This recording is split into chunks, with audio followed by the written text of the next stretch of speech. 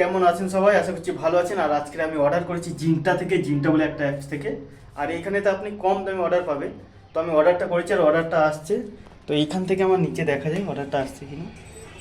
তো এইখানে এলে দেখতে পাবো অর্ডারটা আসছে কিনা। আর চলো দেখি বাইরেতে। ও, এইখানেতে দেখো আমি ছাদেতে বেরোবো বলে এ করলাম, কিন্তু আঙ্কেল এখানে লক করে দিয়েছে। তো এটা লক করে দিয়েছে আর একটু পরে অর্ডার আসবে। চলো অর্ডারটা দেখাবো। আজকের আমি অর্ডার কি করেছি সেটা দেখাবো। চলো এখন তো চলো অর্ডারটা কি আছে দেখা যাক। আর ওয়েট করতে থাকো, অর্ডারটা আসলে দেখাচ্ছি আমি আপনাদের। তো গাইস এই দেখো ফাইনালি আমার খাবার চলে এসেছে। আজকের খাবারটা দেখবো কী কী দিয়েছে। চলো প্রথমে দরজাটা খুলে নিই।